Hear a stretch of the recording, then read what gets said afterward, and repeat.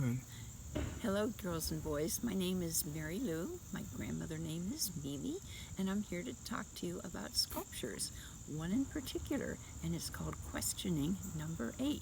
I know you're able to view it, and it's a bit unusual. It was made by a priest at Notre Dame. He's a well-known artist. His name is Father Austin Collins, and he has a wonderful gallery on the campus of Notre Dame. I've been lucky enough to see his artwork there. Today we're talking about sculptures, and this piece is a sculpture. A sculpture is different than a painting in that a sculpture has a third dimension.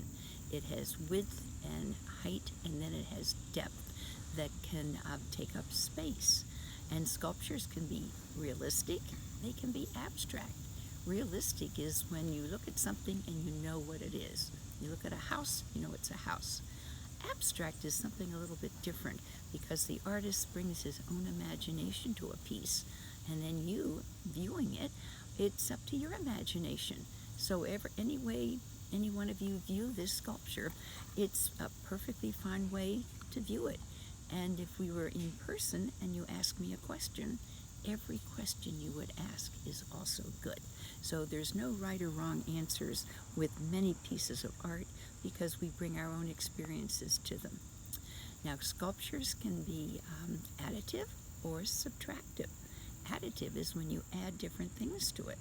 Subtractive is when you scrape away or carve something away.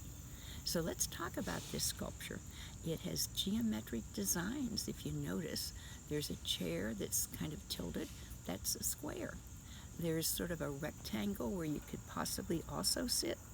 And there are wheels. The wheels are circles. But this is not really usable. Notice the wheels are bent and the chair is tilted. There's no way you could sit on this, and it doesn't move. Look at this, the circle sort of at the head of it. There's spikes coming out of it. And you see empty space. That's called negative space. The rest of the sculpture takes up positive space. And so Father Austin Collins calls this questioning number 3. It's made out of iron, and it's painted black. And the interesting part of it is it's not usable. Sculptures can be made out of all kinds of material, wood, plastic. Found materials can be used into making sculptures as well. So I don't know how you feel about this. One little boy on one of the tours told me it looked like a torture chamber. And I then told Father Collins that, and he laughed. So I want you to take a look at this, and how do you feel about it? What do you think? Would you want to have it in your front yard? Would you want to have it in your living room? Again, it is a well-known sculpture, and I hope you can come to the South Bend Museum of Art to see it. The museum is open, and there's no cost to coming in. There are other wonderful pieces of art.